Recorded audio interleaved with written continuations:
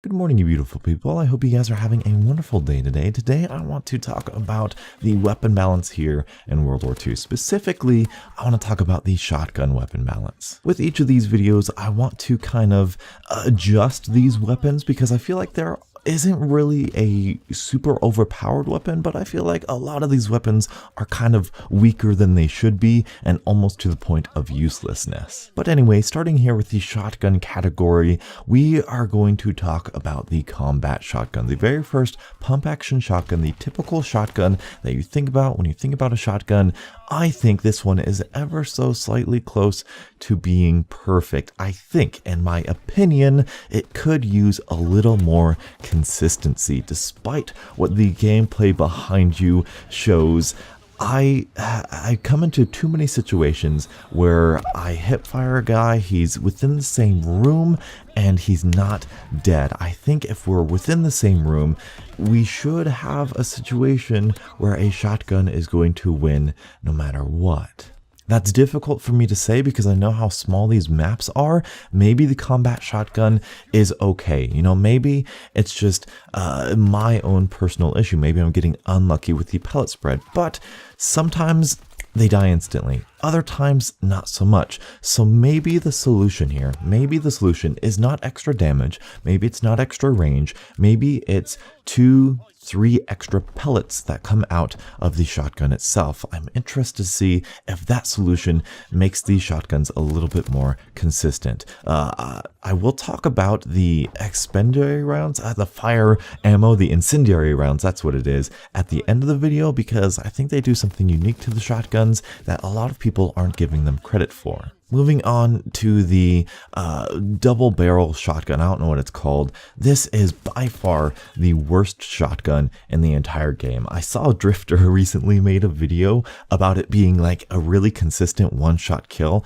I don't know what players he's playing against. I don't know what he's doing differently than me. This is a consistent 2-shot kill weapon. This double barrel shotgun consistently only kills one person per reload. This needs a huge buff. It needs to be that consistent. It needs to be that you get a shot on target and they die. That's how it has to happen. Now, I'm not the biggest fan of ammo capacity being a big balancing factor when it comes to weapons, but because this is a double barrel shotgun, that's kind of the point of having a double barrel shotgun. So with this double barrel, you need 2 consistent kills before you reload. Period. There's no other way around it.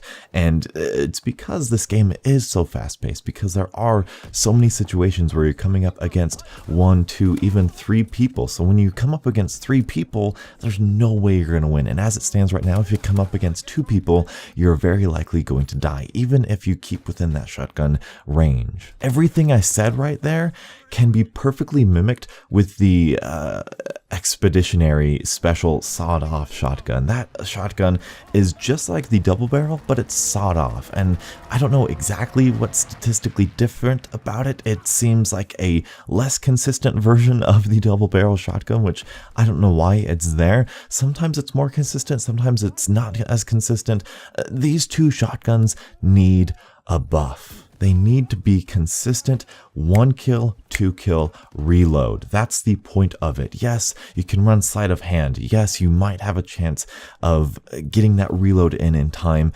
I'm telling you from experience, it doesn't happen very often. This is the worst gun, in my opinion, in the game right now. Mind you, I haven't really used the LMGs quite yet. The toggle action shotgun, on the other hand, I believe is probably right where it should be. It's not a consistent 2-shot kill. It's not a inconsistent 3-shot kill or 2-shot kill. It's right where it should be, in my opinion. It could use a buff, but I don't think it's really necessary. It's really difficult, especially with the spammy shotguns. I think this one has just the right fire rate, just the right range. I think it's decent. I think it's good.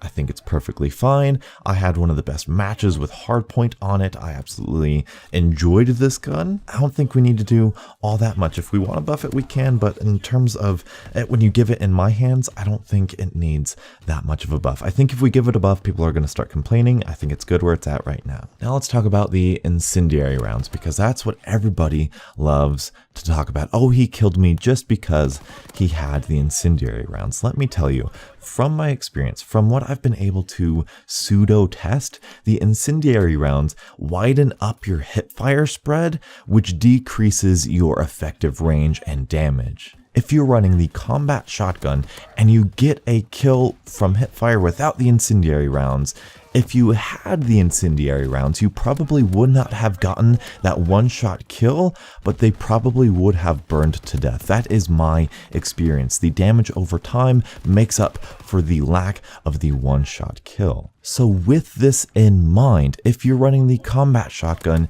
and you are running the incendiary rounds, you are giving your enemy a time to where they can actually kill you. This is a negative effect, in my opinion, on the shotgun. However, when it comes to the double barrel, when it comes to the sawed off, and even at some times, even though I don't think it needs it all that much, the toggle action, these incendiary rounds do help out with consistency. However, I will put my foot on the ground here and say that if you did die through incendiary rounds, you probably should have died through the shotgun user anyway.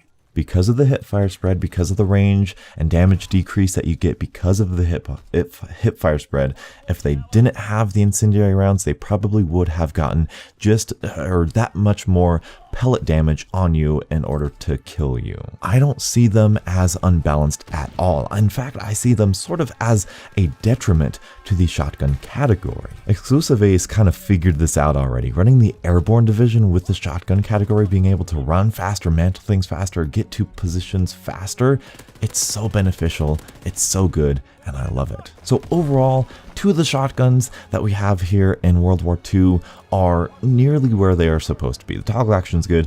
The combat shotgun, which could be a little bit more consistent, but it's not bad as it is. The other two shotguns really need a consistency buff. It really needs that, they both really need that consistent one-shot kill range and one-shot kill lethality at that close shotgun range, which they simply don't have right now. If you're struggling with the default maps, I would highly recommend Carrington. That's probably all you've ever seen this entire video, because Carrington is a gorgeous map for shotgun users. I absolutely love it. But that's all I have for you guys today about the shotguns. Tell me in the comment section below, what do you guys think about shotguns? How are you enjoying the shotguns in World War II? What do you think they need? A buff? A nerf? Tell me your thoughts in the comment section below. Thank you guys once again for watching. Until the next absolutely beautiful Call of Duty morning, I'll catch up with you guys later. And as always, stay beautiful.